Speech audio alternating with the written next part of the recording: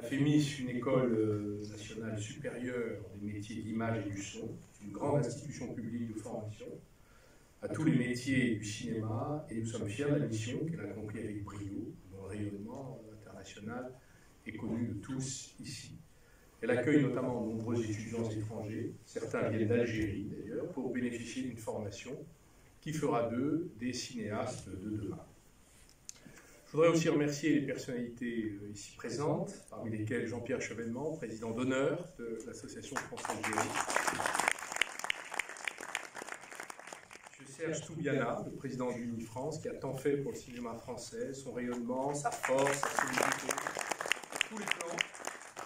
Nous connaissons son activisme, qui ne diminue jamais. Madame Marjorie Vella, directrice adjointe au programme de TV5 Monde.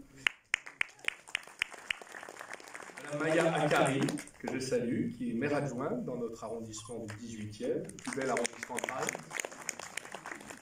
Madame Aïcha Mokhadi, présidente de l'association Atlas, et Madame la directrice par intérim du Centre culturel algérien de Paris, et bien sûr, beaucoup d'autres amis.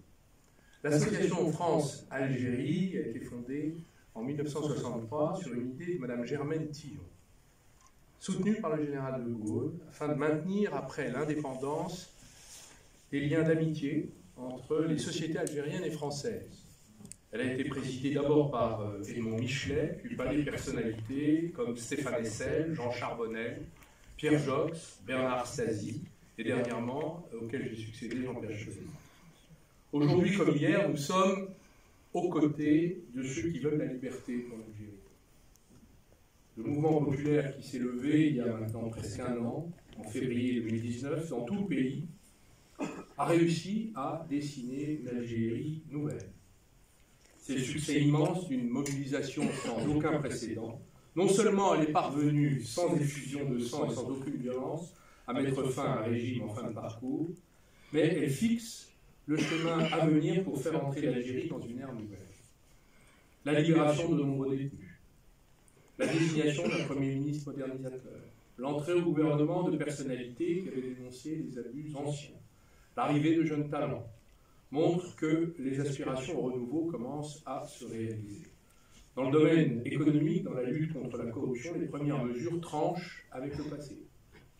La préparation d'une nouvelle constitution correspond aussi aux exigences du mouvement populaire. Espérons qu'elle aura l'ampleur que nous pouvons et que le mouvement populaire a pu espérer. L'Algérie veut donc prendre un nouveau cap et disons-le, sans le Hirak, rien n'eût été possible. La force impulsive qu'il continue de détenir va poursuivre son cours pour faire entrer l'Algérie dans une période nouvelle où la prééminence du civil sur le militaire devra être garantie, l'indépendance de la justice devra être affirmée. La nouvelle République algérienne qui est en train de naître sous nos yeux n'a pas terminé sa mue. L'élection d'un nouveau Parlement devra s'imposer afin de faire entrer la société en mouvement dans les institutions. Et le mouvement populaire aura alors à structurer sa représentation politique sur la scène démocratique, et les mesures de confiance comme les amnisties, les libérations de détenus devront donc se poursuivre. Bien sûr, les forces qui s'opposeront à cette mutation ne se tairont pas, car les tenants de l'ordre ancien n'ont pas abdiqué. Mais nous affirmons notre confiance dans l'avenir de l'Algérie et dans son grand peuple. Le peuple, en effet, algérien, a offert un magnifique exemple de maturité politique, de sagesse, de refus de la violence qui a étonné le monde entier. Et nous devons souhaiter que les nouveaux dirigeants recherchent le dialogue constructif nécessaire pour réconcilier toutes les forces de progrès. La confiance et l'espoir éclairent donc ce début d'année 2020 et je voulais partager ces impressions avec vous. Nous décernons aujourd'hui le prix Bois-Marie Vautier qui a été créé par notre association pour saluer le travail des nouveaux réalisateurs et faire connaître le cinéma émergent d'Algérie. S'il y a peu de salles de projection, il y a beaucoup de talent. Ce prix est sous la double invocation de Mohamed Bois-Marie, de René Vautier. Mohamed Bois-Marie est né à Lyon, il avait regagné l'Algérie en 1965 après l'indépendance.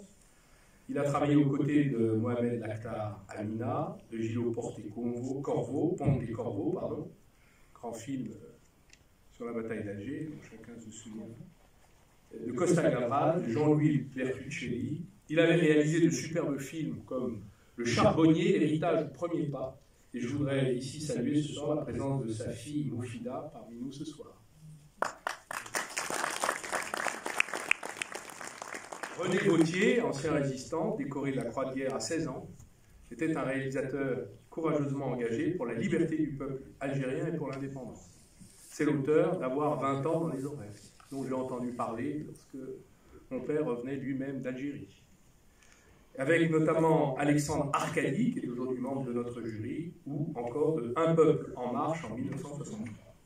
C'est dire que ces deux figures tutélaires éclairent le message que nous voulons transmettre en honorant les créateurs d'aujourd'hui. Alors mes remerciements vont particulièrement à Flora Boumia et Nicole Lefour, qui ont organisé ce prix, cette cérémonie amicale. Notre association, vous le savez, ou vous ne le savez peut-être pas, mais est animée exclusivement par des bénévoles. Je voudrais remercier particulièrement Flora et Nicole du travail qu'elles ont accompli pour ce prix Bois-Marie Vautier. Un jury a été constitué, composé d'Alexandre Arcadi, réalisateur, Dominique Cabrera, réalisatrice, Nadir Moknesh, réalisateur, Mohamed Kassimi, écrivain et dramaturge, Denise Brahimi, universitaire. C'est réuni le 13 janvier dernier autour des 4 films sélectionnés que vous avez vus en avant-première, enfin pas en avant-première, en bande-annonce, pardon. L'avant-première, c'est pas nous.